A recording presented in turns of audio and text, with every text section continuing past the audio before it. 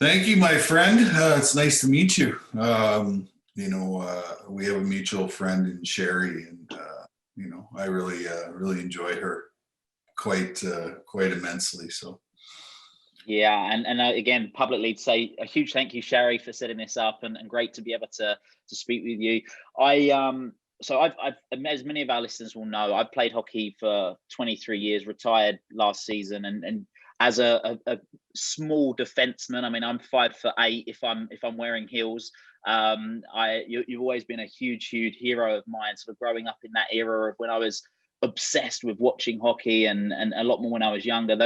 Yourself was a huge inspiration for me, and this is a real privilege. A huge thank you for being able to be part of this today. yeah, no problem.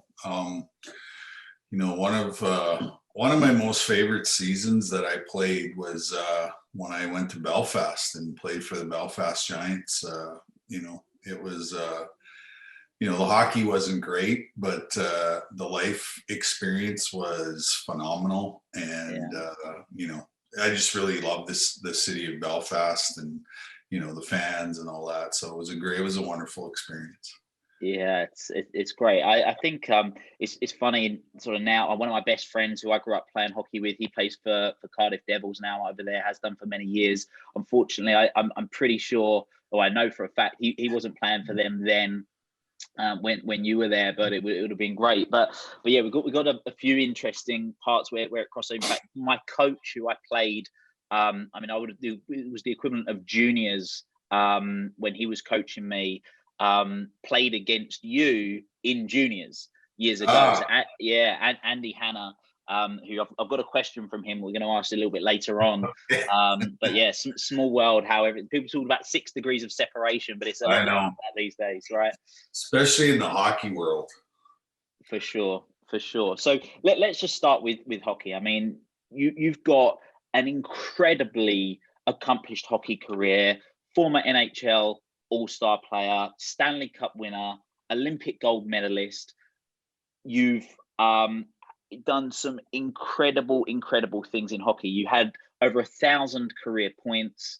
At one point you were getting sort of $8 million a year from the New York Rangers. I'm running saying that was sort of peak financial accomplishment. There's phenomenal feats that you've had in hockey. And you open your book, this book, you've got a few books, but this book, Playing with Fire, talking about how you were sort of earning 8 million quid a year, and you design a custom suits, but then after a game, you'd have done 4 or 5 bottles of wine and be sat around a fire with a homeless guy. Yeah. And there's a whole lot of stories in between that, right? And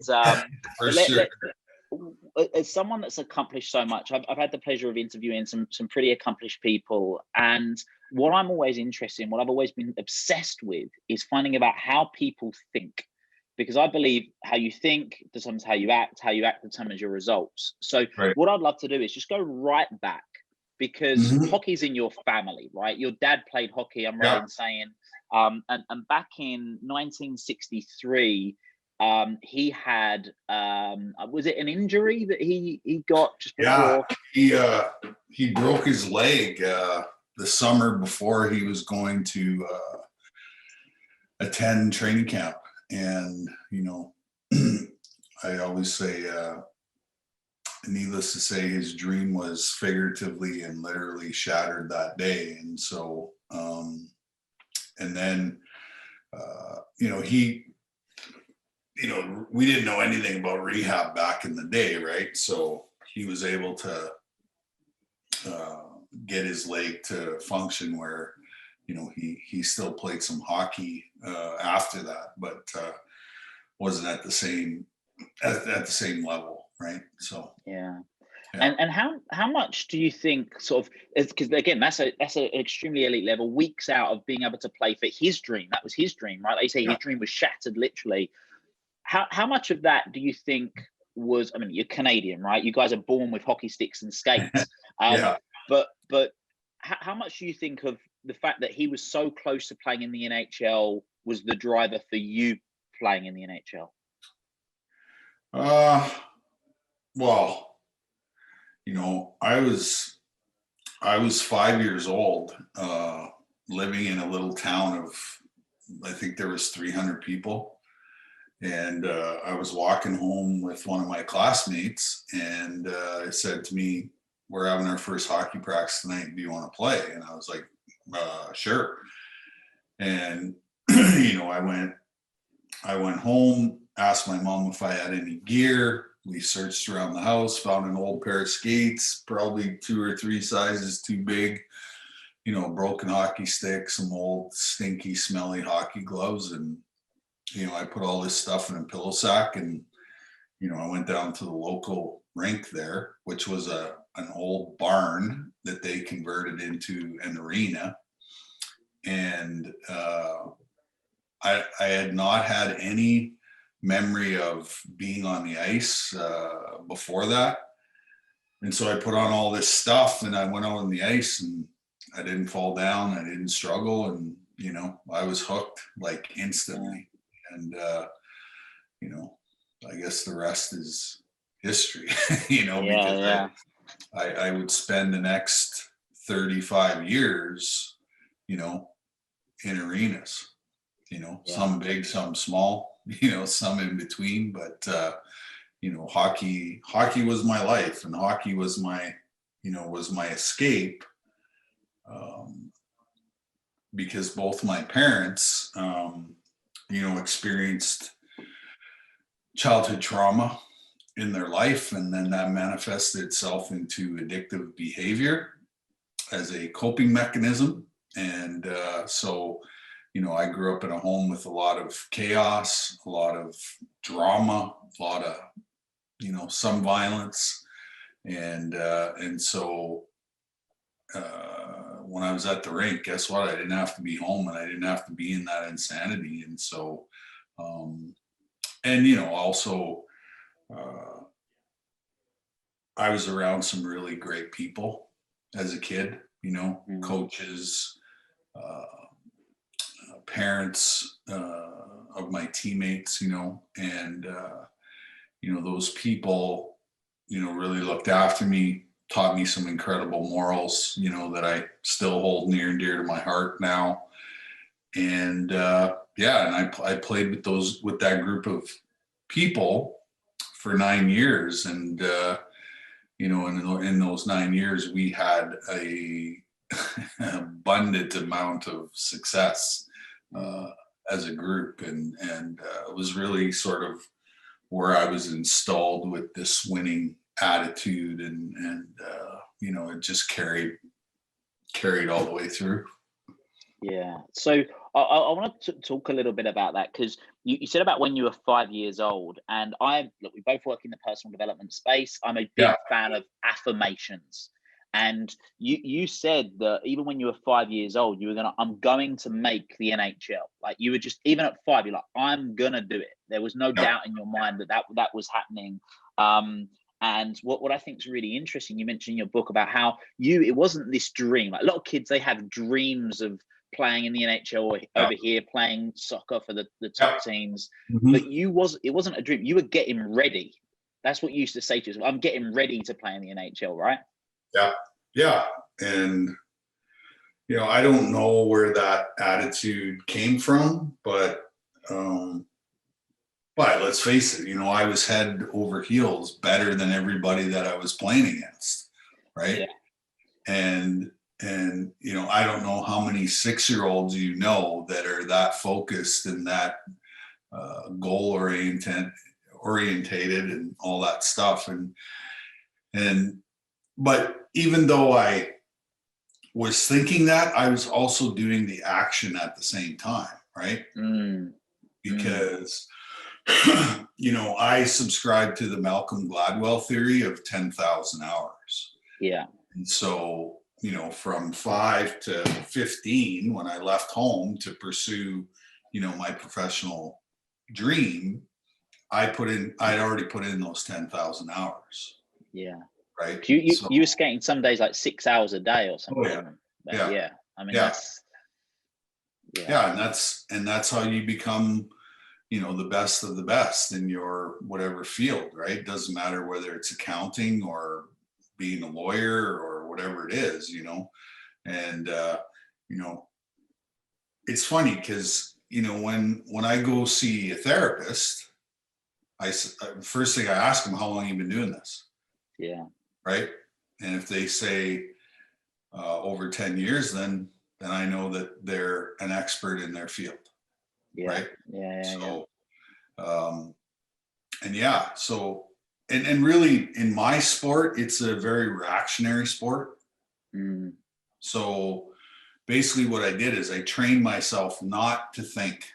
I trained myself to react, right? Mm. Because in my sport, if I got to think about where I'm supposed to be on the ice, well, the puck moves faster than I can think, right? Yeah. And so in those 10,000 hours that I put in, I had gone through every single scenario that I would ever go through in a real game. So when I stepped on the ice, I never had to think. Yeah. Love that. Right. So, and you know, it's interesting nowadays because, you know, kids think they can go to college or university and get a degree and then, you know, right out of college get the CEO job, you know. Yeah. You know, they want to work the least amount of hours and make the maximum amount of money. Well, it's not going to happen, right? Yeah. You have to put in the time and you have to put in the hours to get to that level, right? And it doesn't happen overnight. It takes a tremendous amount of dedication and hard work, and you know, you're going to face all kinds of adversity and all that kind of stuff. And so, you know, that's the learning curve, you know, to get to, you know, the top of your field or the top of your industry. It takes time. It takes, you know, hard work. Yeah, you got to master your craft, right, and Yeah. and put Yeah. in the hours. So I mentioned I become obsessed with why people do certain things, and you said so at 5 years old, this view of like I'm going to be in the NHL. You don't really know where that came from, but there was a few. Obviously, your dad was influential for you in the respect of maybe he played in the or was so close to playing in the NHL. But like you said, it from home. I know back then your dad used to drink a lot. Mum was on sort of prescribed medication and various things, and it was an unsettled sort of home environment for you in that respect. But there's a couple of other people that were quite influential in your life. I believe I'm right in saying, which was your grandmother Mary. Yeah. Who you say was the toughest person you ever met. Do you think that's where you got some of your thick skin and your tough attitude from?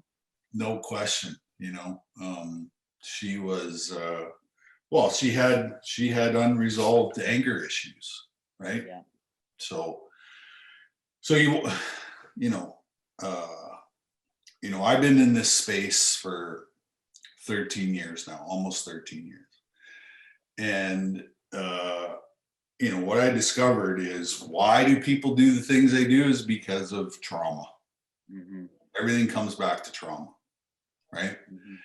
And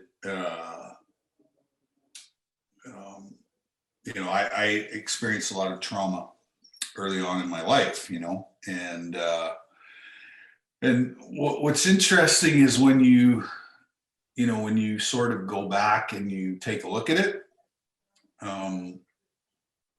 there are actually some really significant things that you will discover. And, you know, the first thing is adversity, right? Mm-hmm. You know, that trauma is adversity. And what it does is it builds resilience in you, right? And, you know, to me, that's my secret sauce. That's why I've been successful, is because I have resilience built in me that no matter what you throw on my plate, I'm going to figure it out. And even though it's negative, I'm going to figure out how to flip that around and turn it into something positive, right? Because my whole life, you know, I always face the question, you know, he's too small, he's never going to make it. Mm. And, you know, when I look in the mirror, I don't see somebody who's small. You know, I see somebody who's, you know, incredibly focused, incredibly determined, is willing to compete, at the highest level. And, early on in my life, I figured out that, 99.9% of the people don't want to do that. Right. And so now I have a huge advantage because they're not willing to compete at the level with which I'm willing to compete. When I got to the NHL level, that's the thing that set me apart from every other small guy that ever tried to play in the NHL was the level in which I competed, right? Because I was willing to die in order to win. And if you weren't, then I own you. Yeah. Right. You say in your book, I love this. Again, as like I'm 5'8" at best. Sort of in the summer when I've grown a little bit due to the heat. I don't play small. I don't act small. Small is just a word, and you literally lived by that, right? Because I mean, hockey. We know some big ass players on the ice that you're on the ice with, and sort of on skates, 6'8", 6'9" on skates, if not bigger. Some players. And there's you whizzing around, but it's not like you're just one of the. It's not like you're a European player that's got all the skill and they're scared of getting hit. You're the person doing the hitting, right? You're the person that's literally jumping on the back of these guys and a real power forward in that respect. Yeah, because I knew that guy wasn't willing to go to the places that I was willing to go, right? Yeah. And the mind is a powerful thing. Right. And, part of my game was psychological, right? I could get inside of guys' heads and get them completely, thinking about something else other than, playing hockey.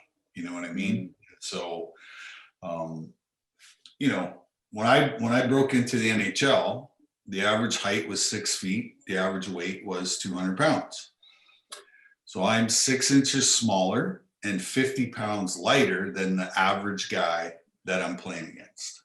And so, what is my greatest asset is my skill, right? Is my ability to skate, move, shift, all those things, playmaker, goal scorer. Well, if I don't create room on the ice, then I'm basically useless. Yeah. Right. So that intimidation factor had to play into it. Right. And, I would say the majority of guys I played against would say that I was crazy. And that's great. I wanted them to think that. Right. Because that's the unpredictability is they don't know what I'm going to do to them on the ice. Right. And so that in itself created that space and created that room so that I could, insert my God-given ability and talent, and then that aggressive nature where I didn't shy away from, the physical part of the game, and you put that all in a package, and you get Theo Fleury. You do indeed. So, like I say, your career in terms of what you achieved, the points, the rings, the medals is incredible. But there's another part to your hockey journey and what went on during your hockey years in terms, and it's two things. There's something that happened when you were a kid, which was hockey related in a way that then also had a significant impact on what you did off the ice and when you wasn't playing during your NHL career. So, because I don't want to spend too long talking about this, so I really want to talk about the other side of that and where you are now and the way that you help people. But could you just give us like the 3 to 5 minute version of what happened and then how that played out when you were playing in the NHL? Mm-hmm. So let's see. As I started to climb the ladder as a kid, I became this like phenom hockey player, right? And like when I was 10 years old, I was like a celebrity because I'd walk into arenas and everybody'd be like, "There's that Fleury kid," they'd be, everybody'd be talking, right? So it was like around 12, 13 years old that scouts started to come and watch us watch us play. And so there was a particular scout who was a scout for the Winnipeg Warriors, which is a junior team in the Western Hockey League. It's like the biggest feeder of players to the NHL, right?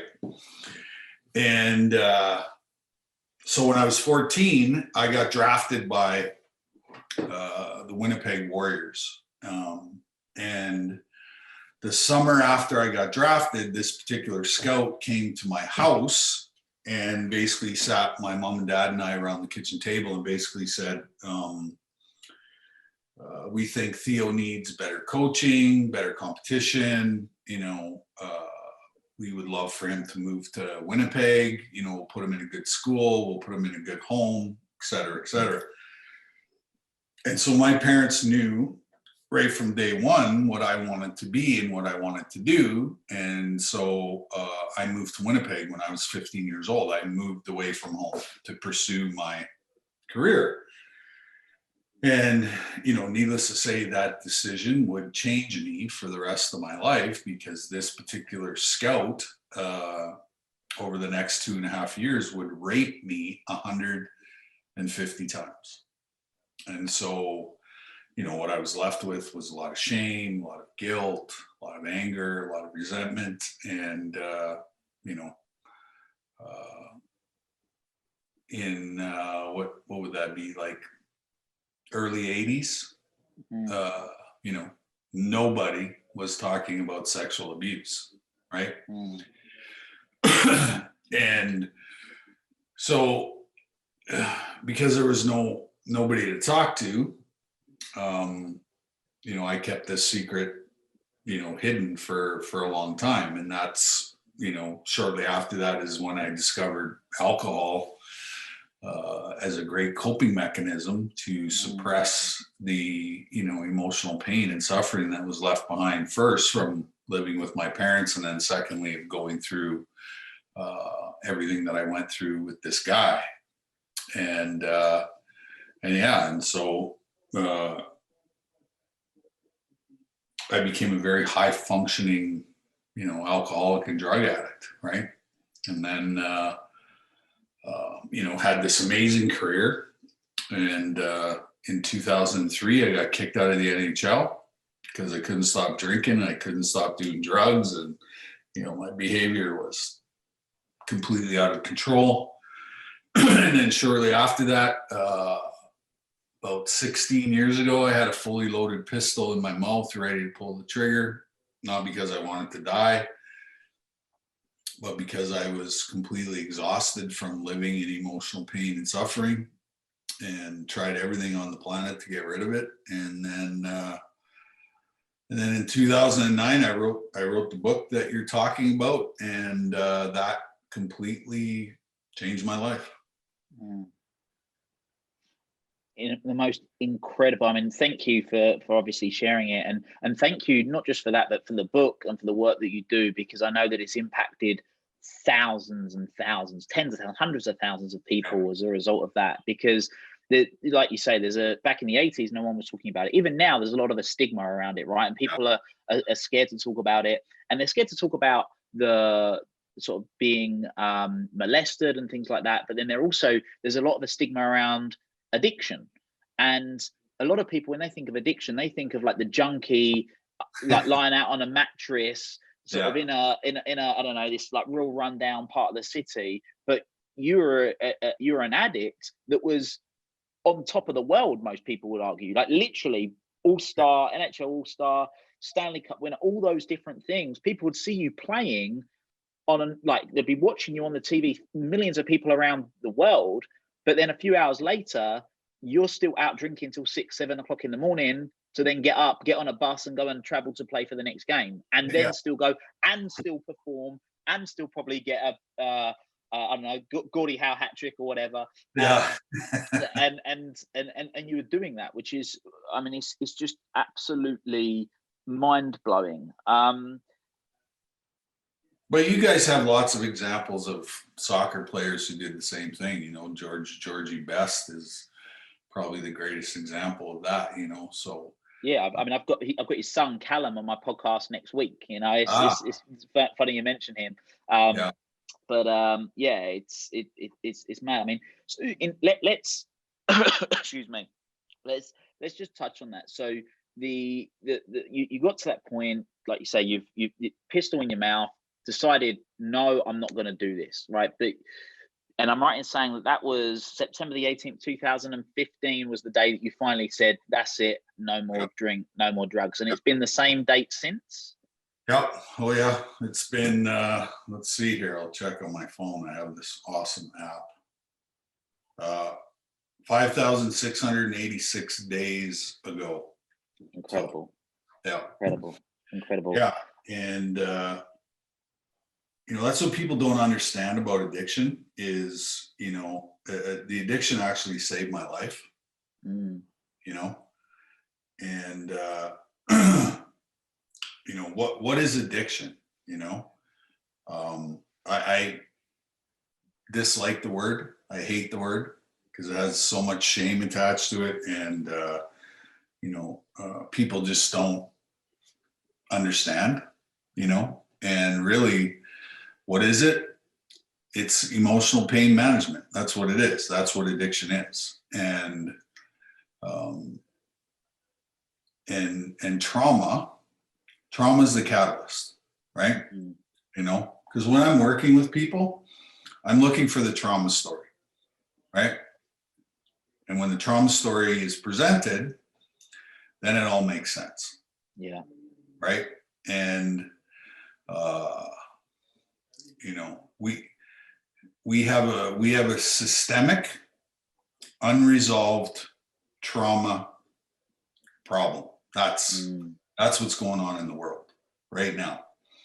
And there is and we have not created a safe space for people to talk about their trauma.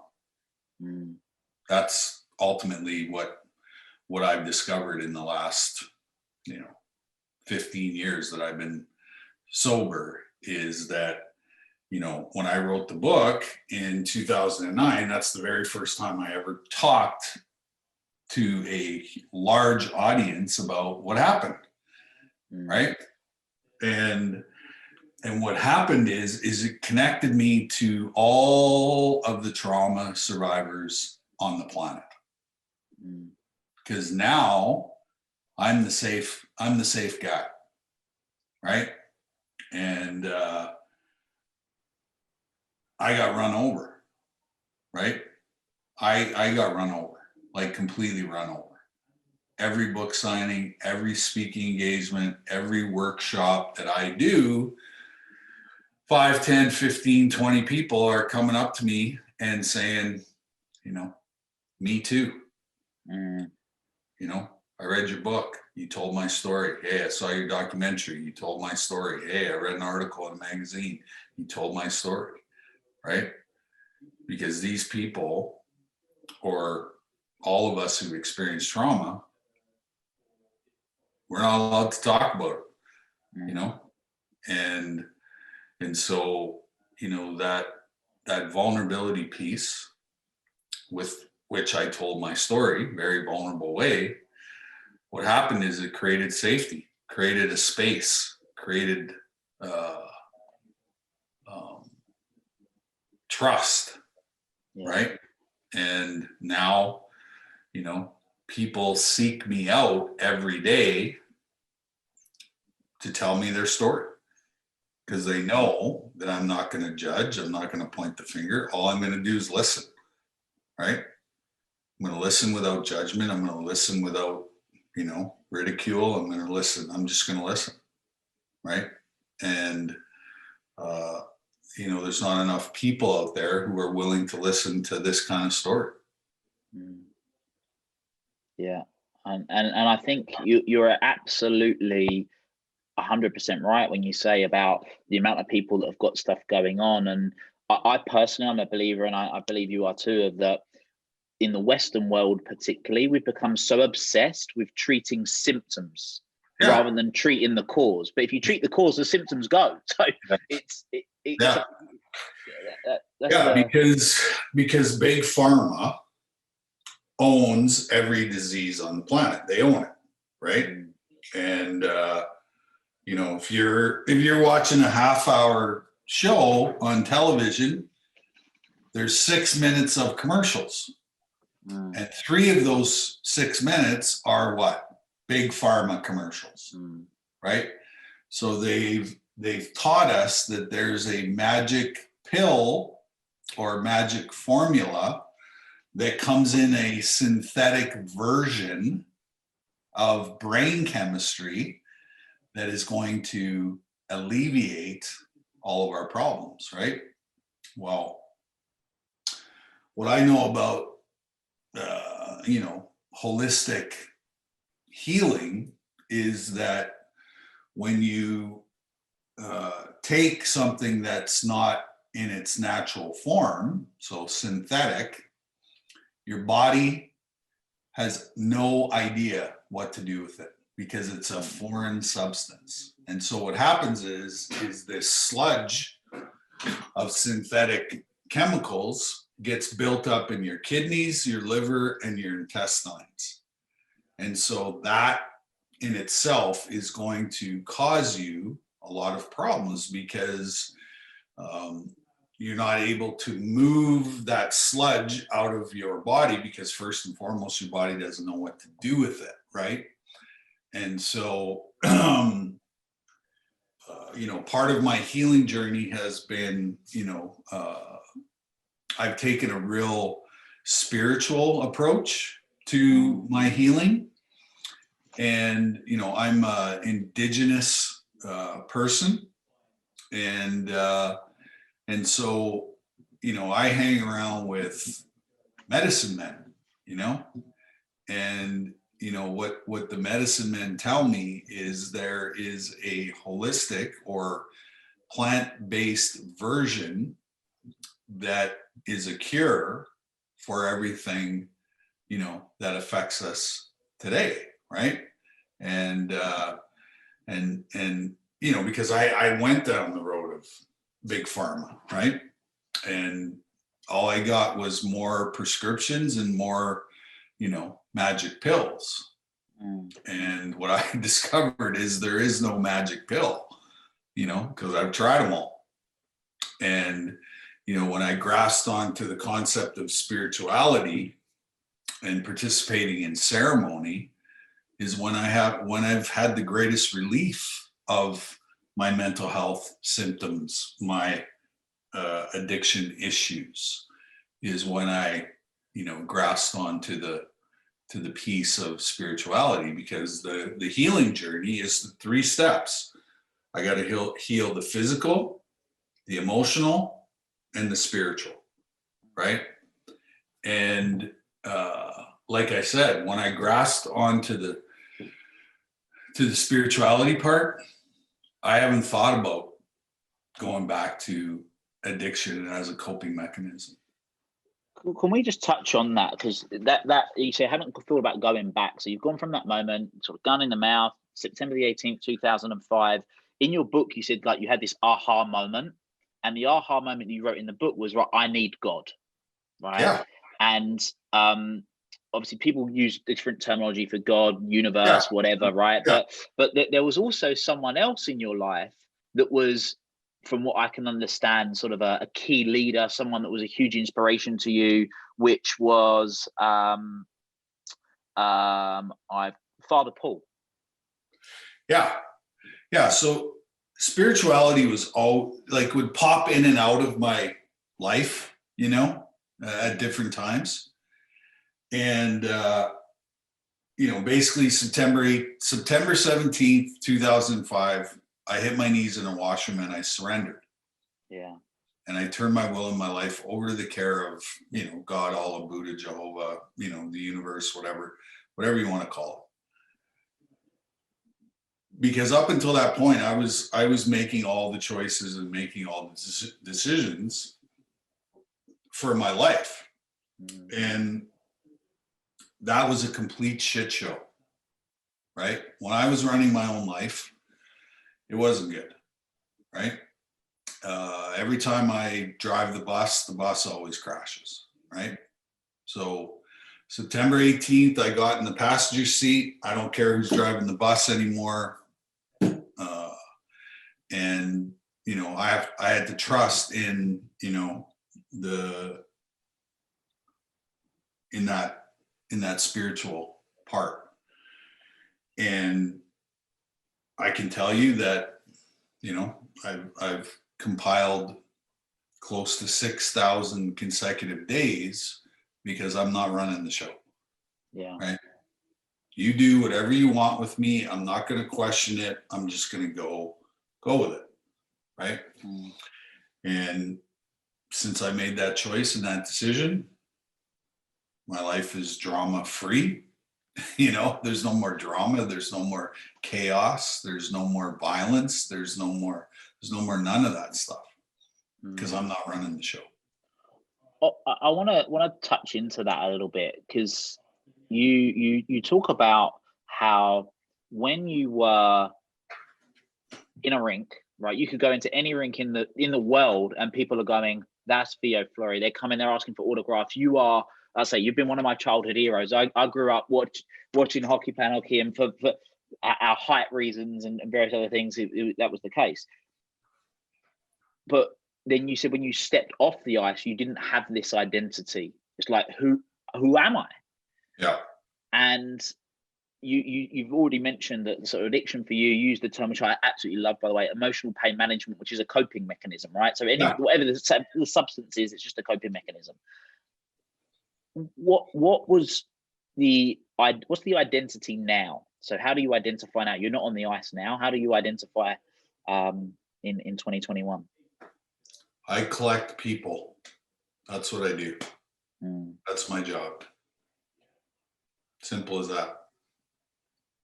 Right?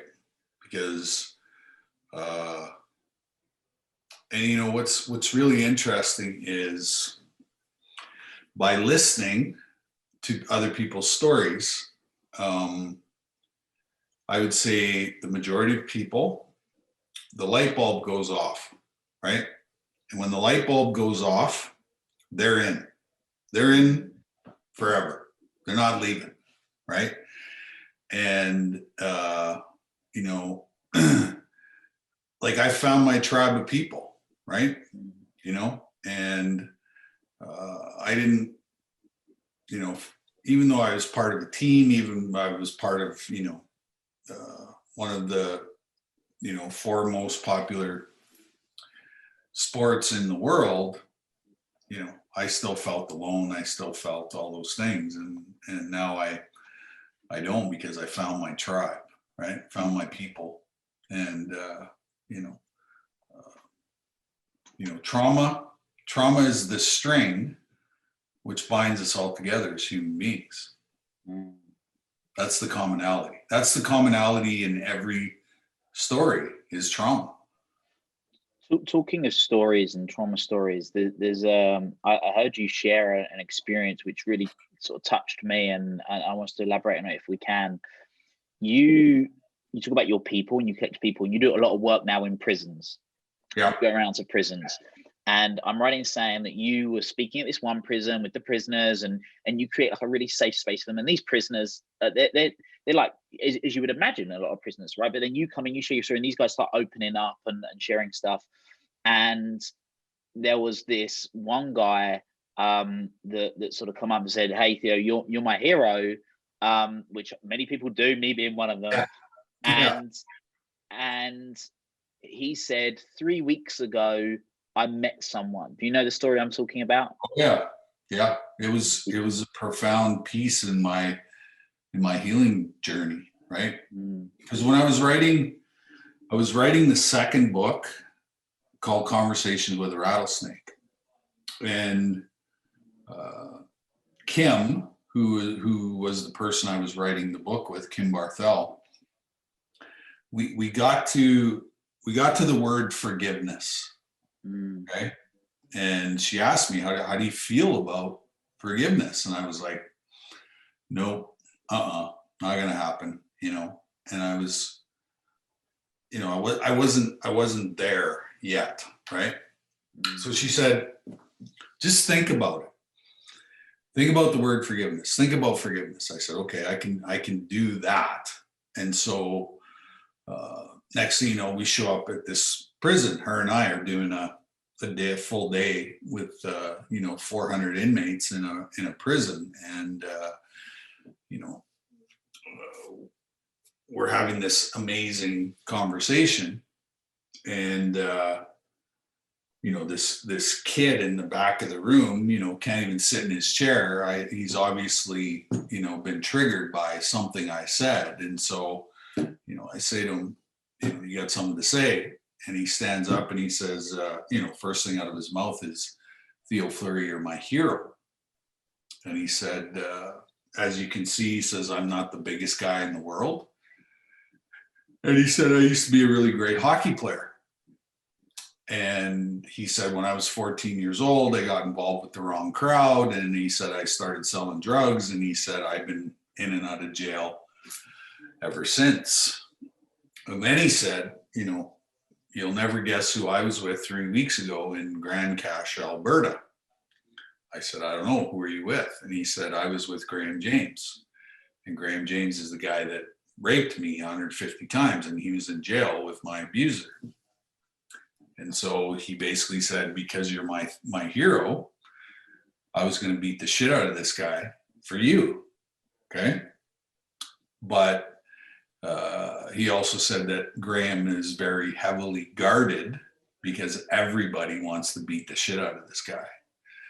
And so he said, I waited and I waited and I waited. And he said, I got my chance. He said, the guards left his room and I went into his room and he wasn't there. So I started searching around. He said, walked to the left side of the bed. He wasn't there. He said, I walked over to the right side of the bed and there he was, curled up in a ball in the fetal position in the corner of his room. And basically I said to him, I said, you're my hero for not doing anything. And that was the moment that I needed to get to. And that was that self-forgiveness moment, because somebody who's curled up in a ball in the fetal position, they're in pain and they're suffering, right? Well, guess what? I'm not. I'm in a prison helping 400 men come to grips with their own traumatic experiences, right? And I was, he told me that story, I was no longer attached to my abuse. I was able to let it go and get rid of that, that piece of my story, right? And it was profound. It was profound. And as I was saying the words, I wanted to reach out and grab them and bring them back, because I don't know if I was ready at that point, but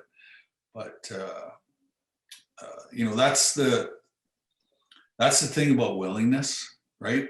Because willingness has to be a part of any healing journey, is that you have to be willing to do whatever it takes to get better, right? And,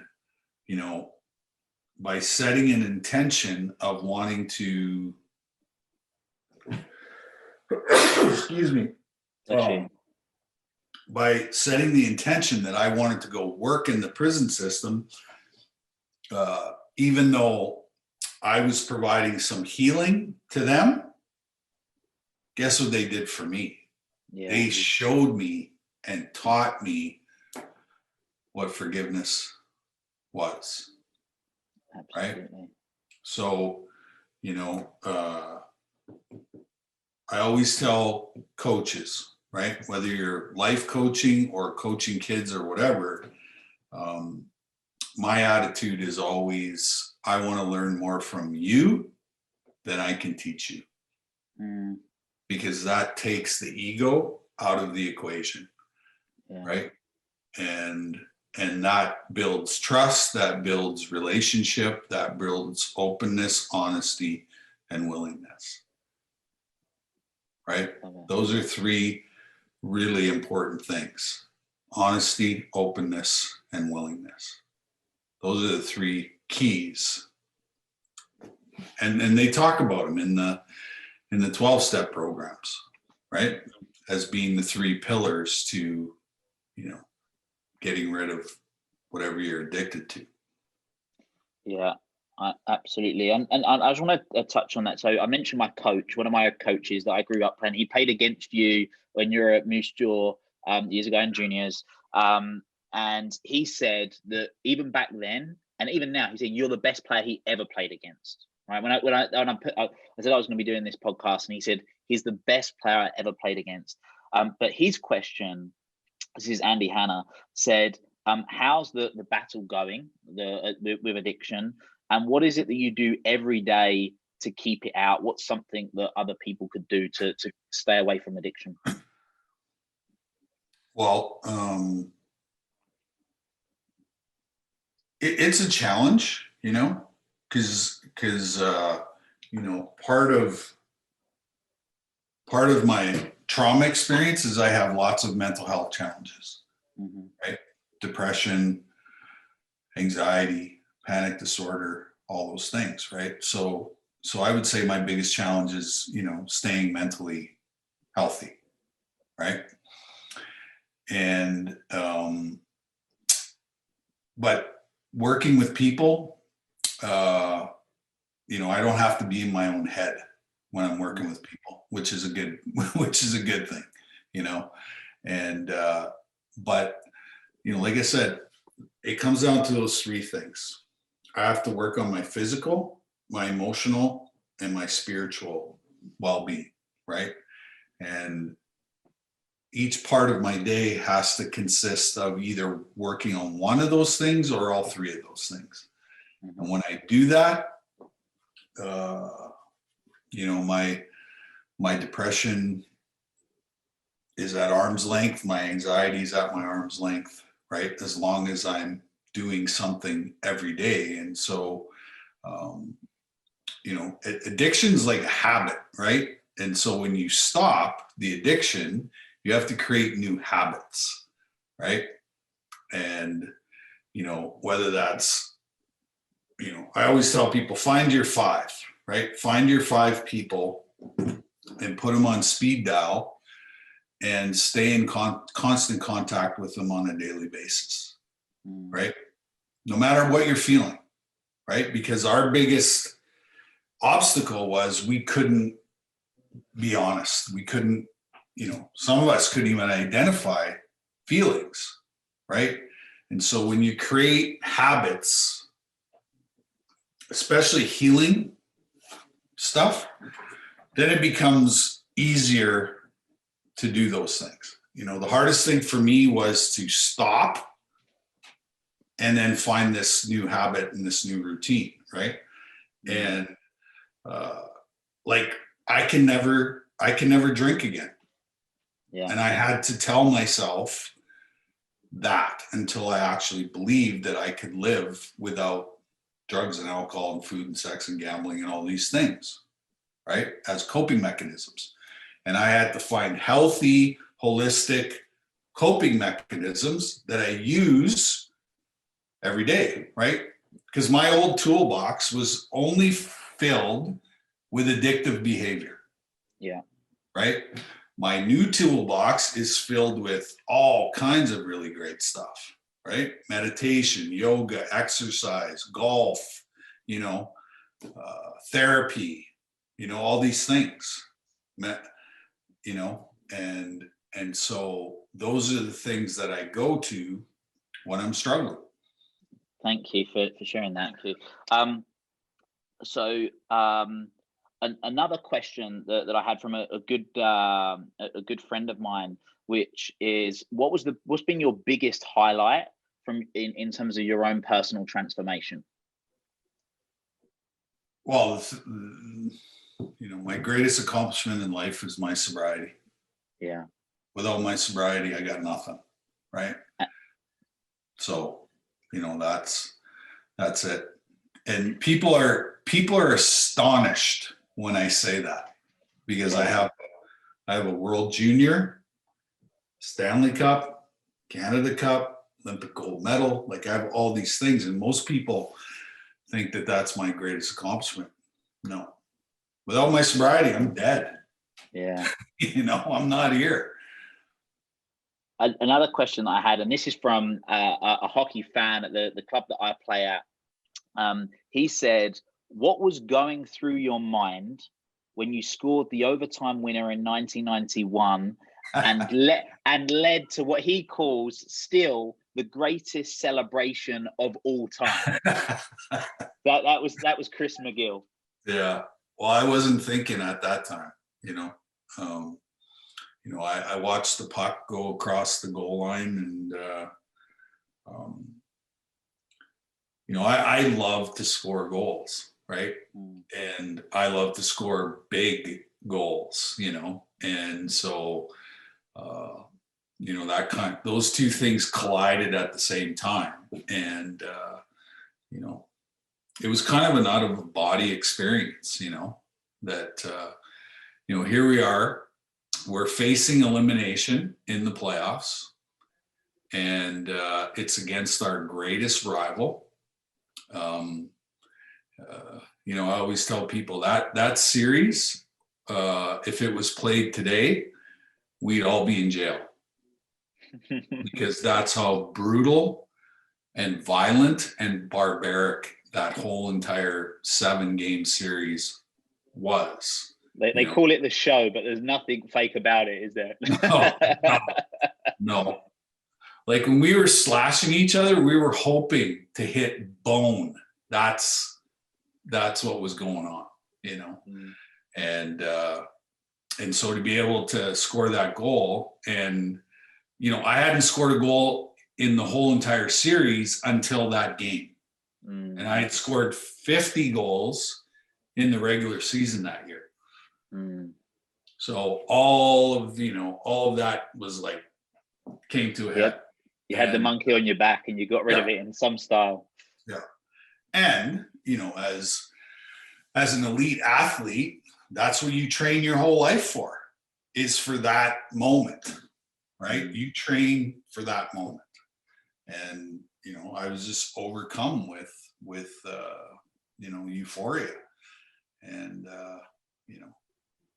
and obviously I played with a very cocky attitude too, so love it. And the greatest compliment you can be paid as an athlete is, I hated to play against you. That's the greatest compliment, right? Yeah. Because you don't play to have friends. You play to win. You play to win, right? And to me, that's the only thing that gets me excited, is the process of winning. To me, it's not about gold medals and Stanley Cups and all that. It's about the process. I love the process. Yeah. Right? I think you what you've said is so powerful around, like, yes, you've got all these achievements, but for you, it was the process, what you loved, doing these things, getting to these stages. Like you said, from when you're a kid saying, I'm going to be in the NHL, you saying it wasn't a dream. It wasn't you put pictures up of whoever it might have been. And I mean, people like Wayne Gretzky, who I know is a friend of yours, and he called you up to come and play in Team Canada and stuff. I mean, when you're growing up and you're seeing those sort of people and then you're playing with them, just an incredible experience. But you're, like you say, you're focused on the process in the same way now that you're focused on the process every day, one step at a time of living your life and collecting people. Yeah. Well, because what's the biggest epidemic on the planet? It's not COVID-19. It's trauma, mental health, and addiction. And they all live in the same house. Yeah. Right. And, I'm trying to figure out a easier, softer way for people to get into healing environments. Right. That's the 40,000 foot view here, but because I knew nothing when I first got into this space, all I had was my story. Yeah. That's it. But what was interesting was, when I became a speaker, I started speaking at all these conferences, and who else was speaking at these conferences? Experts in the field. And so what did I do? I Velcroed myself to these people because I wanted to learn from them, right?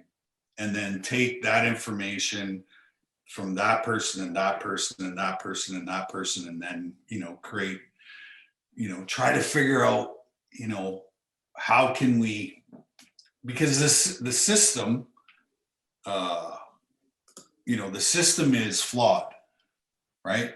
The system is overrun. The treatment is only for the elite people, right? Because the psychiatrist world have priced themselves right out of the market, right? And so what's the most effective way of helping people? Well, you got to create relationship, right? You got to create relationship, because to me, spirituality is relationship. It's not the white bearded guy in the sky. It's relationship, right? And, when you create safe, trusting relationships, people open up. People open up, right? And they start to talk about what happened to them. And when they start to talk about what happened to them, amazing things happen. Yeah. Absolutely. Their whole entire aura changes within 5 or 10 minutes. Yeah. And we all have the ability to do that for somebody. We all have that ability. We all have the ability to listen. And I would say the majority of time, that's all I have to do is listen. Yeah. I don't have to say anything. I don't have to give any advice, nothing. I just have to be. Right? Absolutely. Yeah, well, we're human beings, right? That's what it comes down to. We're human beings, just to be. Two other final questions, and this again has been phenomenal. I know there's so many people who are going to take so much from this.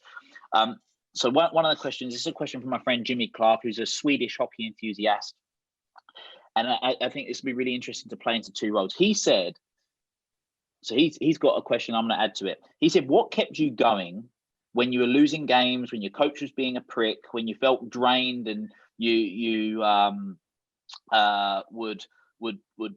were in like a real challenging time sort of in your hockey career? What would you tell yourself to get back and just be, I'm going at it? And my addition to that is, how do you apply that same way of thinking now? Yeah. Well, hockey was easy for me, right? Like I said, as soon as I stepped in the arena, I was good, right? No matter what was going on away from the rink, as soon as I stepped on the ice, I didn't have to think, right? All that practice, all that, those 10,000, 20,000 hours of practice that I put in took over, right? So I didn't, and, everything I wasn't getting away from the rink, when I stepped in the rink, I got admiration, love, people, hate, all the things that I needed. And, but towards the end of my career, it stopped being fun, and it became a job. And after we won the Olympics in 2002, I should have retired, because I just didn't have the drive. I didn't have the anymore. I was done. I had no more. I didn't like the game. I hated practice. I hated working out, but I loved playing. Like, I loved actually playing. But in order for me to play, I had to do all these workout, practice, all those things. And I didn't want any part of that anymore. And that's why I left the game, was because I told myself, as soon as I felt like it was a job, then it was time to quit. Because so it's really what you're saying is loving it. That's what it come down to. It was your love and your passion. When that fire went out, that's when you think, right, enough's enough. And that's the thing is, I've been retired for almost 17 years now. Yeah. And and in those 17 years, excuse me, in those 17 years, I've reinvented myself probably 10 times. Right? And so there's always a constant desire to be better, in my own life, right? And I'm not a hockey player anymore. I physically cannot play the game anymore. When was the last time you shot some pucks? I don't know, probably a couple of years ago. Right. Okay. Yeah. So it's not even like you think, I'll go out for a skate once a month. You don't even, it's even that long. No, because I can't, because of all of the physical trauma that I had on the ice. Like, you should see me try to get out of bed in the morning. It's not fun. I have arthritis, I have neck problems, I have, all kinds of problems, right? So to me, to, lug my bag down to the rink and go skating is not, not something that, I get excited about. But I do get excited about having a tea time, and going, swing a different stick. Yeah, like golf is my salvation. Yeah. It's my meditation. I'm outside, I'm walking, I'm active, I'm getting lots of vitamin D. That's my thing. I'd love to come up. Compete, and I can still compete. You still got that something to win. There's still something to win that fuels that hunger. Yeah. I'd love to come and play around with you one day. And swing some sticks. I love it. It's everything. It's everything in my life. The 6 or 7 months of winter, all I'm dreaming about is playing golf. Yeah. So. One final question before we round up, because again, this has been phenomenal. Or two, because I'm going to ask you about how people can find out more about you. I know firsthand, because I'm one of them, that hockey players are some of the most superstitious people on the planet.